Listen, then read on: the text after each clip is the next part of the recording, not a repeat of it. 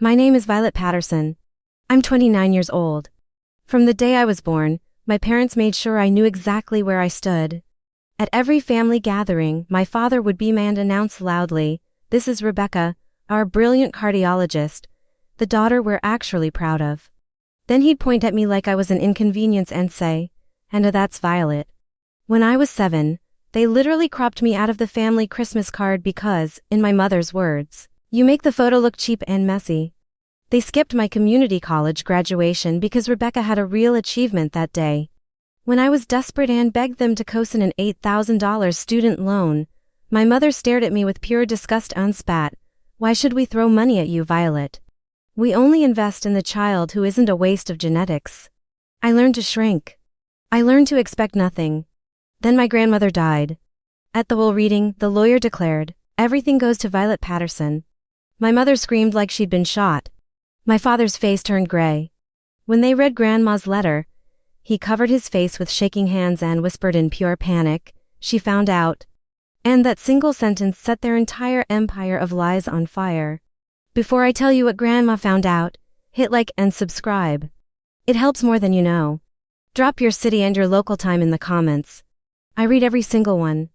The pattern started early. I have a memory from when I was maybe 6 years old, standing in the kitchen while Mom prepared for a church potluck. She was arranging photos on a display board, the kind you bring to milestone celebrations. Every photo was of Rebecca. Rebecca's first communion, Rebecca's piano recital, Rebecca holding a trophy from the spelling bee. I asked where my photos were. Mom didn't even look up. "Violet, this is for families who've accomplished something worth sharing." I was 6. What was I supposed to have accomplished? But that was the system. In public, at church, at the country club, anywhere people were watching, my parents smiled and introduced us both. "This is our daughter Rebecca. She's studying pre-med at Boston University," my father would say, voice warm with pride. Then he gestured vaguely in my direction. "And this is Violet." That was it. Just my name. No accomplishment, no context, just proof I existed barely. But behind closed doors, at family dinners where no one outside could hear, the mask came off completely. Thanksgiving 2015. I was 18, first semester of community college. Rebecca was 22, applying to medical schools. The whole family gathered at my parents' house in Lexington. Aunts, uncles, cousins, my grandmother Helen. My father raised his glass. "To Rebecca, who's going to make this family proud by becoming a doctor." Everyone cheered. Aunt Karen, trying to be kind, turned to me. "And Violet, you're in college too, right?" My mother's smile was ice. "Community college. It's very practical for someone with Violet's limitations." I stared at my plate, mashed potatoes going cold. Grandmother Helen reached over and squeezed my hand under the table. She didn't say anything, but her grip was firm. I held on. Later that night, I found the Christmas card draft in Mom's office. She was organizing the annual family photo mailing. Hundreds of cards to friends, colleagues, church members. The photo showed our family of 4 in front of the fireplace. Except when I looked closer, I saw the Photoshop layers on her computer screen. She'd taken a version where I was standing between my parents and systematically erased me. Cloned the fireplace bricks where I'd been, smoothed the gap, made it look like I'd never existed. I stood in that doorway for 3 full minutes staring. She didn't notice me watching. The next week those cards went out. 500 copies. Not one showed me. By the time I turned 22, the financial disparity had become impossible to ignore. Rebecca was in her 2nd year of medical school. Tuition alone was $80,000 per year. My parents covered every cent. They also paid her rent in Boston, gave her a monthly allowance for expenses, bought her a car when hers broke down. Meanwhile, I worked 3 jobs to afford community college. Target weekday mornings. I'd stock shelves from 6 o'clock to 11 o'clock, then rush to campus for afternoon classes. Evenings I tutored middle school kids in math. $20 an hour, cash. Weekends, I waited tables at a diner in Waltham. The owner let me take home leftover pastries at the end of my shift. That's what I ate most Sundays. My student loan was $8,000. Not a fortune, but the interest rate was brutal. 9% because I had no cosigner and no credit history. I asked my father to cosign. It would drop the rate to 4.5%. Save me thousands over the repayment period. He was in his study, reading the Wall Street Journal. Dad, could you look at this loan application? If you cosign, the rate he didn't look up. Violet, I'm not going to enable financial irresponsibility. You need to learn to stand on your own. 3 days later, I overheard him on the phone with Rebecca. I just transferred $15,000 to your account for this semester's living expenses. Don't worry about paying it back, sweetheart. Just focus on your boards. I stood outside his office holding a bag of groceries, ramen, peanut butter, day-old bread from the bakery discount rack.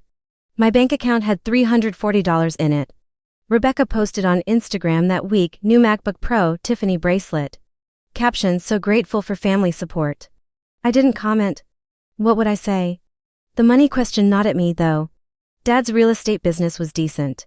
He sold properties in the Lexington area, made maybe $120,000 a year. Mom didn't work. They lived comfortably but not extravagantly. So, where was $80,000 a year coming from for Rebecca's medical school? Plus rent, plus spending money, plus the new car. The math didn't work. Thanksgiving 2023 was when I first heard something that should have been a warning. I'd arrived early to help with cooking. Mom was in the kitchen. Dad was in his study with the door half open. I heard voices. Dad, the account is running lower than I thought.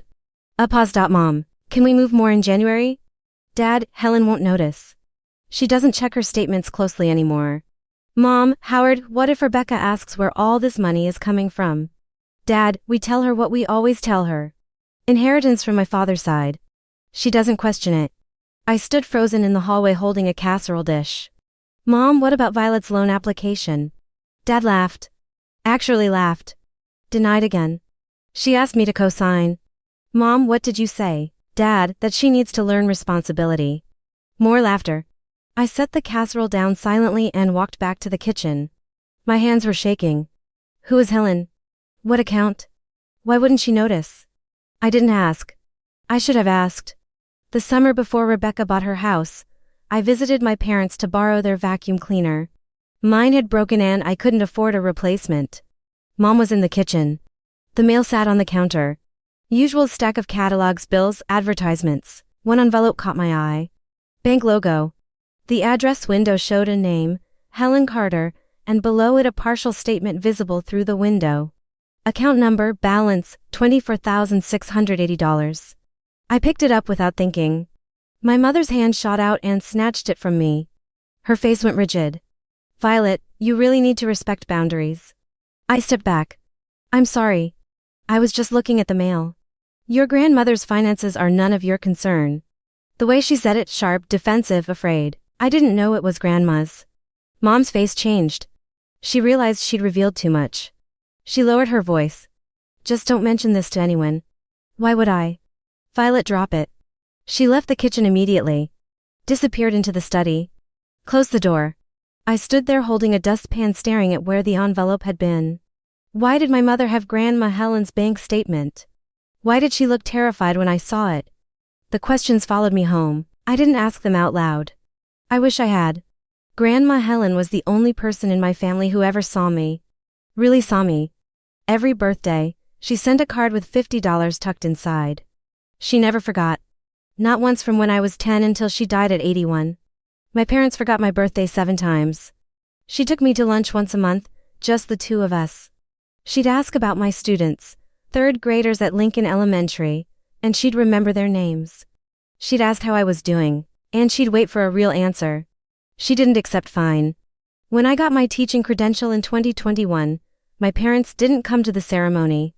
Rebecca had a hospital orientation that day, but Grandma Helen came. She sat in the front row. Afterward, she took me to dinner. She'd framed my offer letter from the school district and brought it with her. I'm so proud of you, sweetheart, she said. I started crying, right there in the restaurant. It's just elementary school, Grandma. It's not like I'm a doctor. Her expression hardened. There's no just about what you do. You see those children. You make them feel valued. The way she stopped. The way what? The way your parents never saw you. I didn't understand what she meant. Not then. September 2025, Labor Day weekend. I drove to Grandma's house for our usual visit. She lived alone in a 3-bedroom colonial on Maple Street in Lexington, the house where my grandfather George had died 8 years earlier. I let myself in with a spare key she'd given me. She was at the dining table, papers everywhere, bank statements, yellow highlighter marks all over them, sticky notes with dates written in her neat handwriting, a yellow legal pad covered with notes. She looked up when I came in. Her face was different, tired, angry. Grandma. She flipped the legal pad over quickly. Violet, you're early. I texted, are you okay? I'm fine, sweetheart. Just reviewing some finances, making sure everything is in order. Her voice was tight, controlled fury underneath. I moved closer. Can I help? She looked at me for a long moment, an expression I couldn't read. Sorrow and rage mixed together. You already have helped, Violet. More than you know. She wouldn't explain what that meant. I saw one line on the legal pad before she'd flipped it. 2013 to 2025, 12 years. How many times did they? The rest was hidden. I didn't push. I should have pushed. October, our monthly coffee date at her favorite cafe. Helen seemed distracted. She stirred her coffee but didn't drink it. Violet, I need to ask you something. Of course. When you were younger, 10 or 11, did your parents ever mention a trust fund set up for you? I frowned. I think so. I have this vague memory of Grandpa George talking about leaving money for Rebecca and me. But when I asked Dad about it when I turned 18, he said I'd imagined it. Grandma's jaw tightened. Her knuckles went white around her coffee cup. Did he? Not a question, a statement. Grandma, why are you asking about this? Did they ever explain where Rebecca's tuition money came from? They said they'd been saving, that they'd received an inheritance when Grandpa died, did they? That same flat tone, fury underneath. They never offered to help you financially? Not even once? I asked Dad to co-sign my student loan. He said no, said I needed to learn responsibility. Grandma set down her cup. Her hand was shaking. Violet, do you remember your grandfather talking about family legacy? He used to say he wanted to make sure his grandchildren had opportunities. Both grandchildren. He was very specific about that. I didn't understand. Grandma, what's going on? I need to verify some things first, but Violet, I want you to know, whatever happens in the next few months, you were always enough. What they did to you, she stopped, breathed. It wasn't your fault. What, who did? She reached across the table, gripped my hand. I'll explain soon, I promise. Thanksgiving 2025 was the last time I saw the whole family together. Grandma Helen came to my parents' house. The tension was immediate. She barely spoke to my father or my mother. During grace, she stared at them across the table like she was memorizing evidence. Rebecca was talking about her new promotion, lead cardiologist on a research trial. Grandma listened. Then she said, "Congratulations, dear. Your grandfather George would have been proud." A pause. She looked directly at my father. He worked so hard to leave his grandchildren a future, both of them. He was very specific about that. In writing. My father's face went red. Mom, we're all grateful for everything Dad left us. Left you, Howard? Her voice was steel. Your father didn't leave that money to you. He left it in trust for Violet and Rebecca, not for you to redistribute as you saw fit. My mother stood abruptly. I'll get dessert. Rebecca looked confused. Grandma, what are you talking about? Helen turned to her. Ask your parents where your medical school money came from, Rebecca. Really ask. Demand to see documentation. The room went silent. Nobody asked. After dinner, I walked Grandma to her car. She hugged me hard, too hard. I'm so sorry I didn't see it sooner. She whispered. See what? How much they took from you. She got in her car and drove away. I stood in the driveway watching her tail lights disappear. I didn't know that was the last time I'd see her alive. December 15th, 9 p.m. My phone rang. Grandma Helen. Hi, Grandma. Violet. Her voice was different, resolved, calm, powerful. I need you to promise me something. Anything. No matter what happens after I'm gone, and sweetheart, I'm 81, we need to be realistic. Don't let them erase you again. My chest tightened. Grandma, you're scaring me. Are you sick? My heart isn't what it used to be. But that's not what this is about. Then what? They've tried to make you invisible your whole life, your parents, but I see you. I've always seen you, and I've spent the last 3 months making sure everyone else will see you, too. I sat down. I don't understand. You will soon. Promise me you'll be strong. Promise me you won't let them gaslight you one more time. I was crying. I promise. But Grandma, what did you do? I protected you, finally. I should have done it years ago, but I'm doing it now. In the background, I could hear papers rustling. She was at her desk, working on something even at 9 p.m. I love you, Violet Marie Patterson. You are enough. You always were. Don't ever forget that. I love you too good. Now get some sleep. And Violet, when the time comes, be brave. She hung up. That was the last real conversation we had. 5 weeks later, she was dead. January 18th, 6:45 a.m. My phone rang, Dad's name on the screen. I answered. Hello? Violet, your grandmother passed away. Everything stopped. What, Helen? Heart failure around 3 o'clock a.m. The nursing home called us an hour ago. I couldn't breathe. Is she? She's gone, Violet. We're heading to the facility now to handle arrangements. You don't need to come. What? Of course I'm coming. Violet, there are legal procedures, paperwork. We'll take care of it. She's my grandmother too. A long pause. Fine. Be here by 9 o'clock. He hung up. I sat on my bed staring at the wall. Grandma Helen was dead. The only person who'd ever really seen me. Gone. I got dressed, drove to the nursing home. Through the window of her room, I could see my mother already inside, going through Grandma's desk drawers. Fast, frantic, looking for something. I walked into the room. Mom and Rebecca were rifling through papers. Dad was on his phone with a funeral home. No one was crying. What are you doing? Mom didn't look up. We need to find important documents, will, insurance policies, account information. She's been dead for 4 hours. Violet, there are legal timelines. Rebecca pulled out a folder. Mom, is this it? Mom grabbed it, flipped through pages, frowned. No, just old tax returns. Dad ended his call. Did you find the will? Not yet. I looked around the room. Grandma's reading glasses sat on the nightstand. Her favorite cardigan hung on the chair. The book she'd been reading, a mystery novel, was still bookmarked on page 247. They weren't looking at any of that, just papers, documents, money. I picked up her reading glasses. Violet, don't touch things. We need to inventory everything. I closed my hand around the glasses. These are mine now. Mom opened her mouth, then she saw something in my face and stopped. The funeral was 5 days later. St. Michael's Church, 120 people. My mother organized everything and she got everything wrong. White roses.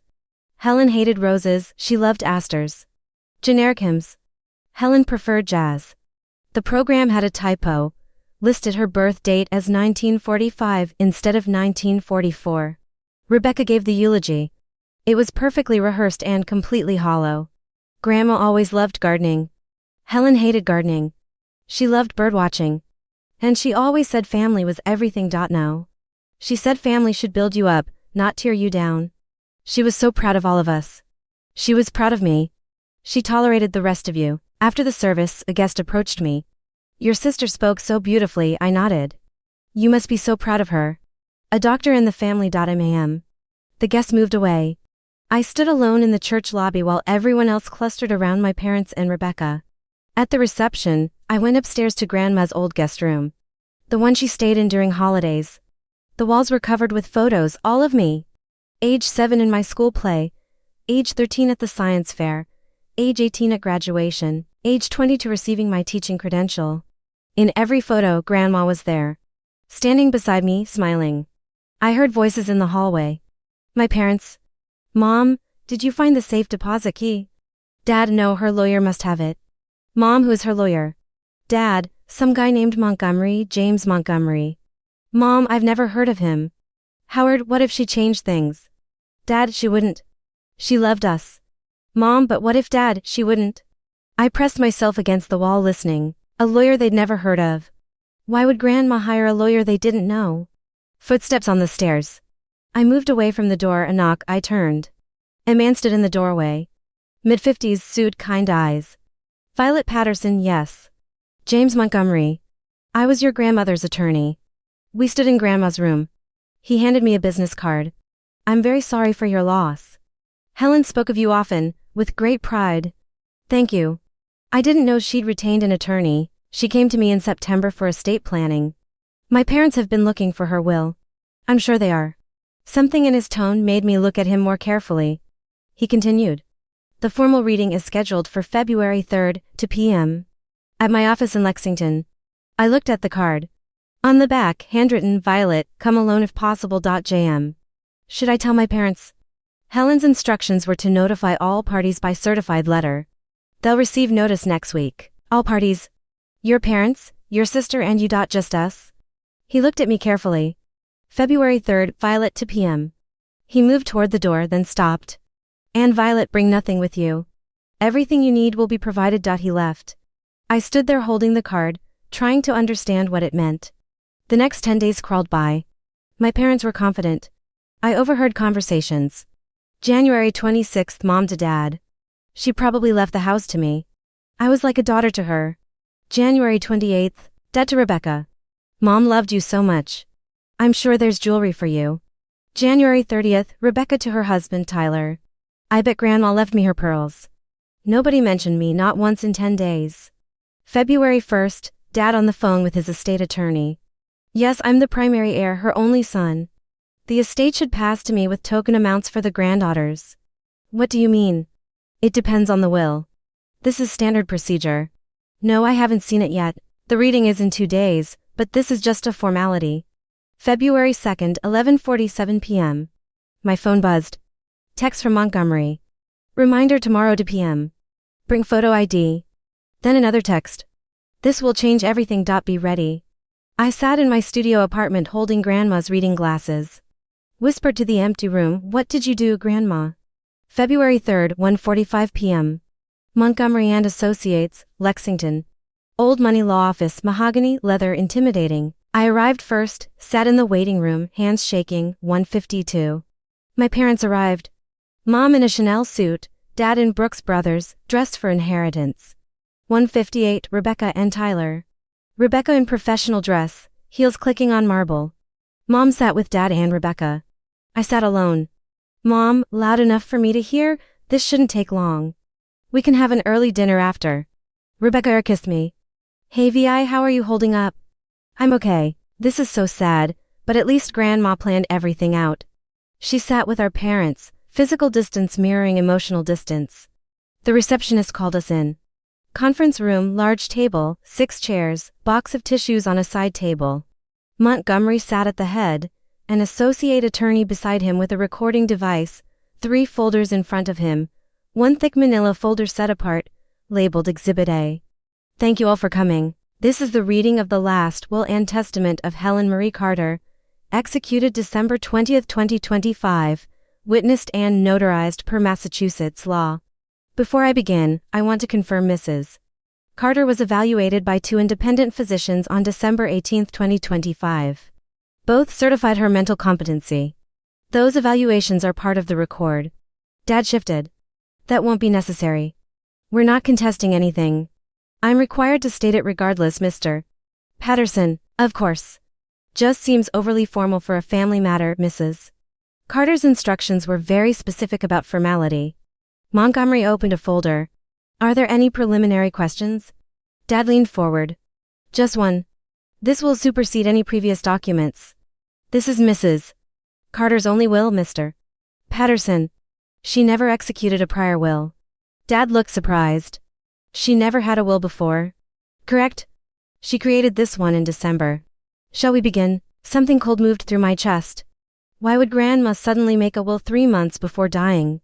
What changed in September? Montgomery began reading. The last will and testament of Helen Marie Carter, resident of Lexington, Massachusetts, being of sound mind and body. He went through the standard language, then personal effects. My wedding ring from my late husband George to Violet Marie Patterson. I blinked. My china set received as a wedding gift in 1963 to Violet Marie Patterson. Mom shifted in her seat. My collection of books to Violet Marie Patterson. All photographs and personal correspondence to Violet Marie Patterson. Mom's voice was sharp. All of it. To Violet? Montgomery continued without pausing. All jewelry, excluding my pearl necklace, Rebecca perked up, which I sold in November 2025, proceeds deposited to my savings account. Rebecca's face fell. All personal property not specifically designated above to Violet Marie Patterson. The room shifted. Mom and Dad exchanged glances. Rebecca looked confused. Tyler started taking notes. Montgomery looked up. Now, to the disposition of real property and financial assets. Dad leaned forward. This was what they'd been waiting for. My home located at 428 Maple Street, Lexington, Massachusetts, currently valued at approximately $520,000. I leave to my granddaughter Violet Marie Patterson. Mom gasped. All savings accounts, checking accounts, money market accounts, and investment portfolios totaling approximately $400,000. I leave to my granddaughter Violet Marie Patterson. Dad's face drained of color. Total value of estate to Violet Marie Patterson, approximately $920,000. Silence. Absolute silence. Then Mom, what Montgomery? To my son, Howard Patterson, nothing. Dad, that can't be. To my daughter-in-law, Judith Patterson, nothing. Mom, this is a mistake. To my granddaughter, Rebecca Patterson, nothing. Rebecca started crying. Grandma, wouldn't she loved us? Tyler, this can't be legal. And to influence. Violet must have. Montgomery's voice cut through like ice. Murr. Hayes, I would be very careful about accusations. Mrs. Carter anticipated challenges. She was evaluated by Dr. Raymond Klein, geriatric psychiatrist, and Dr. Naomi Foster, neurologist. Both certified. No dementia, no cognitive impairment, no evidence of coercion. She was, in their professional opinions, sharper than most people half her age. Dad stood. I'm calling my attorney. This is sit down, Mr. Patterson. Something in Montgomery's voice made him sit. There's more. Montgomery reached for the manila folder. His hand rested on it. Mrs. Carter left a letter to be read aloud at this meeting and documentation, extensive documentation. Per her explicit instructions, I will now read both in full. He opened the envelope. I could see Grandma's handwriting on the paper. My heart pounded. Montgomery began reading. To my family, if you can still call yourselves that after what you've done, I am Helen Marie Carter. I am 81 years old. I am of sound mind. I write this on December 20th, 2025, knowing that when you hear these words I will be gone. I have known my son Howard for 57 years. I watched him grow from a sweet child into a man I no longer recognize. I thought I knew what kind of person he'd become. I was wrong. In September 2025, I received an alert from my bank regarding unusual activity on my pension account. I had not authorized any transfers. I called the bank. They informed me that for the past 12 years my monthly pension deposits of $4,200 had been redirected to a secondary account I did not open, did not know about, and did not authorize. I hired a forensic accountant. His name is Daniel Brooks. I paid him $18,000 to investigate. What he found broke my heart and ignited my fury in equal measure. Mom stood. This is slander. Mrs. Patterson, please sit down. I am required to read this in full. Dad, you don't have to. We can review this privately. Mrs. Carter's instructions were explicit. Every word aloud. No exceptions. Dad sat. His face was gray. Montgomery continued. But before I share Mr. Brooks' findings, I want my granddaughter Violet to know something. This is not your fault. What I am about to reveal is not a family secret you should have discovered. It is not something you were too naive to see. It is a crime committed against you, against me, against truth itself. You are not less than your sister. You never were. You were stolen from systematically, deliberately for 12 years. And I'm going to make sure everyone knows it. I couldn't feel my fingers. Rebecca was crying, confused, scared, crying. Tyler had his arm around her.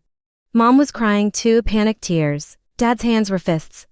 Montgomery pulled out the manila folder, opened it. Mrs. Carter instructed me to read the executive summary of the forensic accounting report prepared by Daniel Brooks, CPA, CFE, dated November 30th, 2025. Executive summary. Over a 12-year period, January 2013 through August 2025, Howard and Judith Pattersons systematically embezzled a total of $683,200 from Helen Marie Carter through the following methods. Method 1. Pension redirection. Monthly pension payments of $4,200 were redirected from Mrs. Carter's primary checking account to a secondary account opened in her name without her knowledge or consent. Duration. January 2013 through August 2025, 152 months, total $638,400. Method 2. Investment liquidation. Two investment accounts were liquidated, without authorization in March 2018 and September 2020, total $78,400. Method 3. Forged documents. Analysis reveals 34 documents bearing Helen Carter's signature were forensically verified as forgeries. Breakdown of embezzled funds by use. Medical school tuition, Rebecca Patterson. 2015 through 2019, $320,000 down payment. Residential property purchase by Rebecca Patterson. May 2020, $150,000. Wedding expenses, Rebecca Patterson. June 2019, $85,000. Lifestyle expenses. Howard and Judith Patterson, $128,200. Total, $683,200. Silence, absolute suffocating silence. Rebecca's voice breaking. That's not possible. Mom and Dad saved for my education. They told me there's more, Ms. Patterson. Montgomery pulled out another document. In 2007, George Carter, Helen's late husband and your grandfather, established an irrevocable trust for his granddaughter, Violet Marie Patterson. Initial funding, $235,000 from a life insurance policy. The trust was to be accessible to Violet upon her 18th birthday in 2015. In June 2014, Howard Patterson petitioned to be named trustee of this account, submitting documents bearing Helen Carter's co-signature. Forensic analysis confirms the signature was forged. Between August 2015 and May 2019, the trust was systematically drained through transfers categorized as educational expenses and family support. Final balance as of June 2019, $0. Those funds, $235,000 that belonged to Violet Patterson, were redirected to pay for Rebecca Patterson's medical school tuition. When Violet inquired about the trust fund in 2015, upon turning 18, she was told by her father that she had imagined it and that no such trust existed. I couldn't breathe. There was a trust. I didn't imagine it. Grandpa George did leave me money. They stole it. They stole my college fund, my future. Then they looked me in the eyes and told me I'd imagined it. Rebecca. I didn't know. Mom, Dad, you said the money was from savings. Dad. Rebecca. Don't say anything, Rebecca. You stole from Violet. From Grandma. You stole, Mom. We did what we had to do for your future. My voice came out hollow. You told me I imagined it. I asked you when I turned 18. You looked me in the eyes and said I was confused. Dad. Violet, this is more complicated. There was $235,000 for me, and you took it. Every cent. Montgomery. There's one final piece of evidence, Mrs. Carter left. Email correspondence. He pulled out more papers. These are emails between Rebecca Patterson and her parents, obtained through legal subpoena. Email from Rebecca to Dad, March 2017. Dad, I know I shouldn't complain when you're being so generous, but I'm starting to worry about where all this money is coming from. Medical school is so expensive, and you keep saying don't worry about cost. My classmates are drowning in loans. It feels almost too good to be true. Dad's response. Sweetheart, stop worrying. We received a substantial inheritance when my father passed. We're using it to invest in your future. This money is for exactly this purpose. Email from Rebecca to Mom, May 2019. Mom, this is getting out of control. The venue alone is $42,000. Are you sure we can afford this? Where is all this money coming from? Mom's response. Rebecca, your father and I have been planning for this day since you were born. This is family money. Your grandfather left it for moments like this. Montgomery looked at Rebecca. Ms. Patterson, did you ever independently verify where this inheritance came from? Rebecca crying. They said it was from Grandpa George. I didn't think to. I looked at her. You asked in that email. You asked where the money came from. And they told me. And you believed them because it was easier than knowing the truth. She flinched. Tyler stood. Becca, we're leaving. No, I need to explain. Now. They left. The sound of her heels on marble running. The door slammed. Montgomery slid the manila folder across the table to me. 145 pages. Bank statements dating back to 2013. Forged signature exemplars. Forensic handwriting analysis. Bank surveillance photographs. Email subpoenas. Trust fund documentation. Every single piece of evidence Helen Carter gathered to protect you. I opened it with shaking hands. Bank statements with deposits highlighted in yellow. My grandmother's pension. Month after month redirected. Side-by-side comparison. Grandma's real signature versus the forgeries. The differences were tiny, but they were there. A timeline chart. Money stolen aligned perfectly with Rebecca's expenses. Every tuition payment matched a withdrawal. The original 2007 trust fund document. My name. $235,000 for education and future security. A forged 2014 application for trusteeship. My father's handwriting. Grandma's signature faked. Email chains between my parents discussing transfers and covering tracks. A receipt from Rebecca's wedding venue.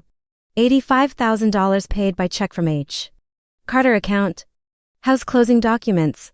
Down payment check from Helen M. Carter account. A surveillance photo. My father at Citizens Bank depositing a check with a forged signature. Date stamp March 2016. I looked up at Montgomery. This is 12 years of my life, page by page. Yes. They stole my entire future. Helen wanted you to know it wasn't your fault, and she wanted you to have a choice. Choice whether to pursue criminal prosecution. Under Massachusetts elder abuse statutes, you have 6 years from discovery to file charges. You discovered today. But Mrs.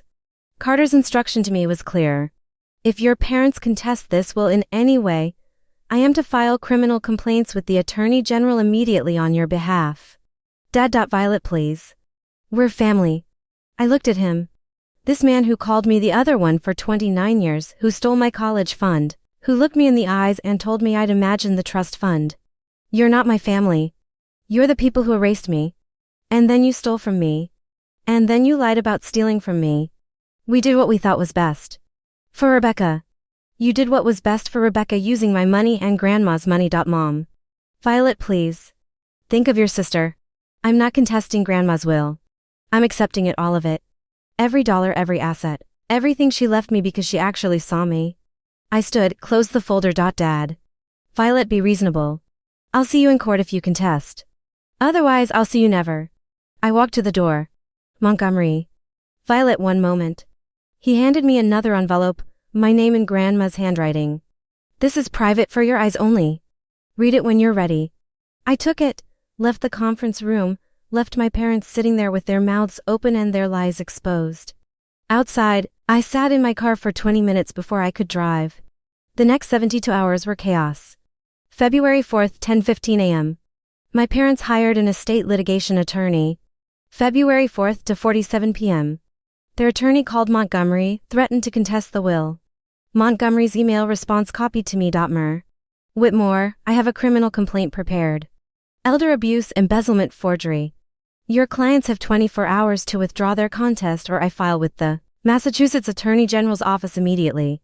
February 5th for 18 p.m. Their attorney called back. Parents withdrawing contest. February 5th, 7:30 p.m.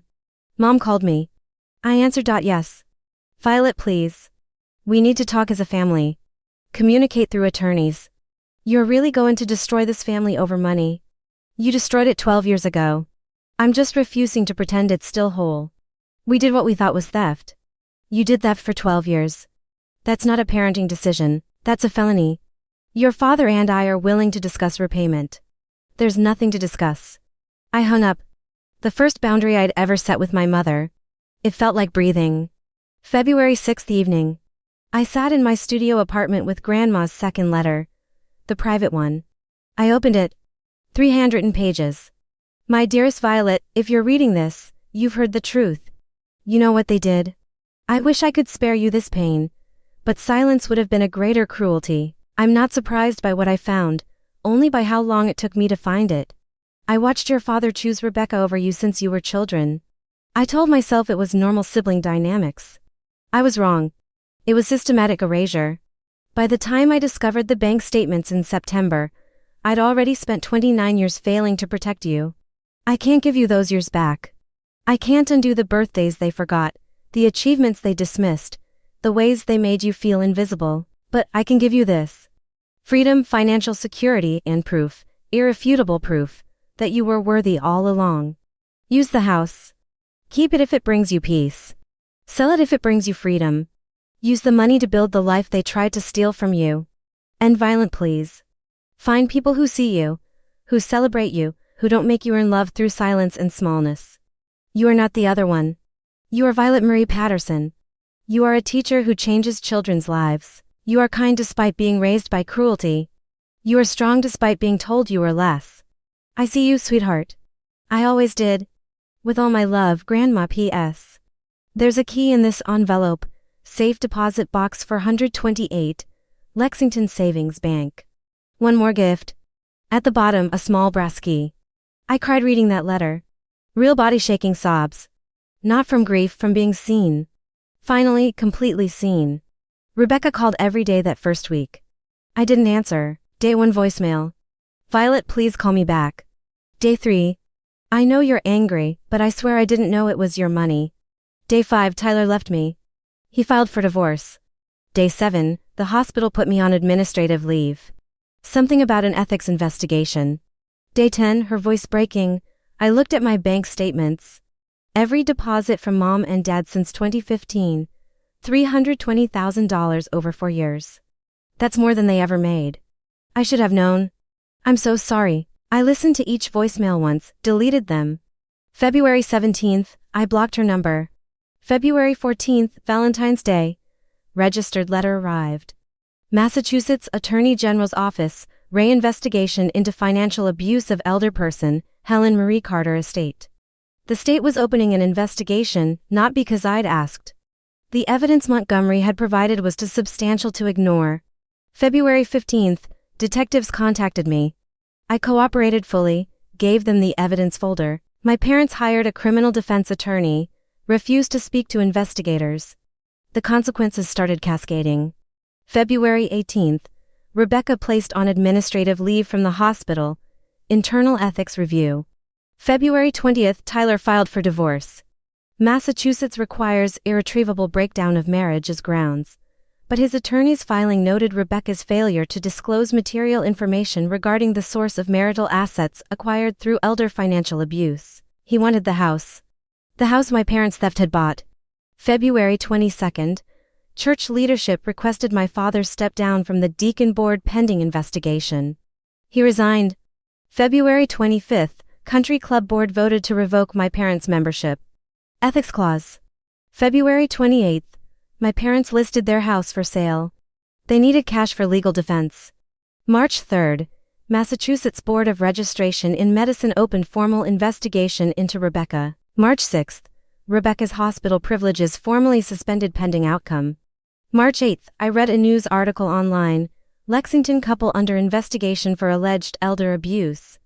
Howard Patterson, 57, and Judith Patterson, 55, are being investigated for allegedly embezzling over $680,000 from Patterson's elderly mother over a 12-year period. The alleged scheme came to light following the reading of the victim's will. I read it sitting at my kitchen table, felt nothing, no satisfaction, number vindication, just exhaustion. March 12th, I went to Lexington Savings Bank, safe deposit box for 128. The key fit. Inside, $15,000 in cash, $100 bills, a note attached, for something that makes you happy, not practical, not responsible, just happy. A photo album, every birthday card I'd ever made for Grandma. Crayon drawings from age 5, construction paper hearts from age 10, handmade cards from my teens. She'd kept every single one. A report card from 3rd grade, I'd written, "When I grow up, I want to be a teacher so I can help kids feel seen." A copy of Grandpa George's original 2007 trust fund document for me. A USB drive labeled for Violet. Additional evidence if needed. Later that day, I plugged in the USB video files. Audio recordings, timeline charts Grandma had made by hand, margin notes on documents. Make sure Violet knows this isn't her fault. Don't let them erase her again. The last file, video dated January 15th, 3 days before she died. Grandma Helen, looking weak but determined, speaking directly to camera. "Hi, sweetheart. If you're watching this, I'm gone. I hope I was wrong about my heart giving out soon. But just in case, I want you to know being your grandmother was the greatest honor of my life. You made me proud every single day. Now go be free, Violet. Build a life that celebrates you. I love you." I watched it 3 times, cried through all 3. That afternoon, I drove to 428 Maple Street. Grandma's house, my house now. I walked through slowly. Living room, my teaching credentials still framed on the mantel next to Grandpa's photo. Dining room, the table where we'd had coffee last October. Kitchen, her recipe box. I opened it. Handwritten cards, one labeled Violet's favorite cookies. Upstairs, master bedroom. I hadn't entered it yet. Deep breath. I opened the door. The wall was covered with photos, all of me. Age 7 in my school play. Age 13 at the science fair. Age 18 at graduation. Age 22 with my teaching credential. In the center, a candid photo of me at maybe 7 years old reading a book at Grandma's house. Completely absorbed. Below it, a small plaque. My girl. I sat on the floor and cried. In the closet, I found a box. Every birthday card I'd made, every single one. At the bottom, a card in Grandma's handwriting, never sent. Dated December 28, 2025, for your 30th birthday, which I won't be here for. Violet, you are enough. You always were. Now go build a life that celebrates you. Love always, Grandma. I decided right then. I was keeping this house. This was where someone had seen me. This was home. March 15th, first act of reclamation. I paid off my student loan, $8,000. Online banking, click, submit, balance 0. I called my friend Natasha. How does it feel? Like I can breathe.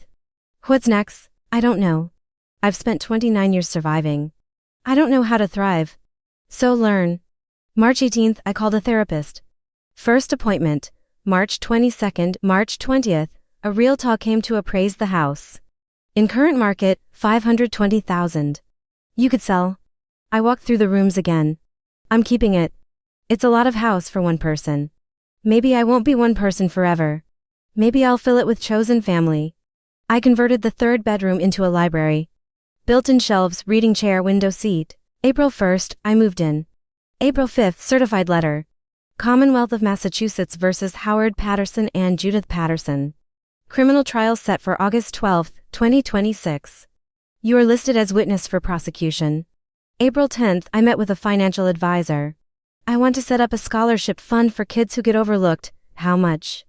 $12,000 annually for 4 years of state college. The Helen Carter Scholarship for Overlooked Students. I designed the application myself. Essay prompt, describe a time when you felt invisible and how you use your voice. Teacher recommendation focusing on resilience despite lack of family support. Financial need. No GPA requirement. Because being overlooked doesn't mean you're not brilliant. May 2026, first scholarship awarded. Recipient, Lily Morrison, 17, community college bound. Her family called her just the quiet one while praising her brother. At the award ceremony, I met her. Saw myself in her eyes. You're going to do amazing things, Lily. She hugged me. Thank you for seeing me, I broke. May 15th, letter arrived. Rebecca's handwriting. Violet, I don't expect forgiveness. I lost my medical license, lost my husband, lost my home. I'm living in a one-bedroom apartment working as a medical consultant. I've spent 3 months looking at every deposit mom and dad made, every tuition payment. I've done the math. It should have been yours. All of it. I asked where the money came from twice. And when they lied, I chose to believe them. I'm so sorry, Rebecca. I read it twice, folded it carefully, put it in a drawer, didn't respond. I wasn't ready to forgive. Maybe never would be. That was okay. May 20th, I returned to work, my 3rd grade classroom. The kids had made a welcome back banner, but I'd made a decision during my leave. I didn't want to just teach. I wanted to help the overlooked kids in deeper ways. I applied to Boston University School Counseling Program, the school I'd been accepted to at 18 but couldn't afford. I was going back on my terms. June 1st, acceptance letter arrived. We are pleased to offer you admission beginning January 2027. I held that letter and cried. March 28th, I drove to Pine Grove Cemetery. Grandma's grave, simple headstone. I brought asters, her favorite. Knelt down, placed the flowers, spoke out loud.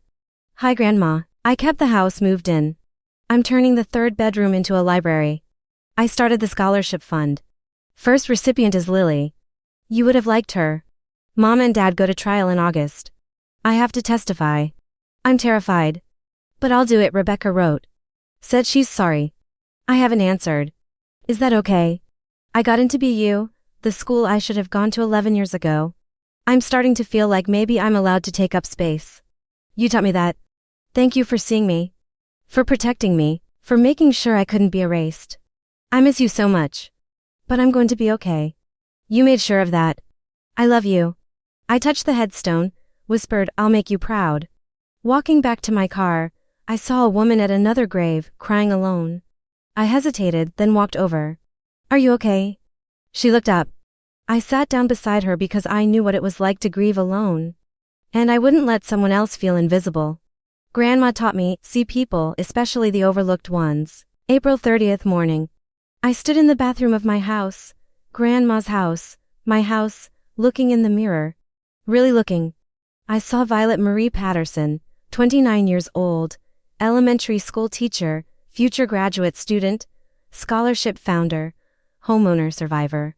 My parents called me the other one for 29 years. They cropped me out of photos, stole my college fund, gaslight me, tried to erase me.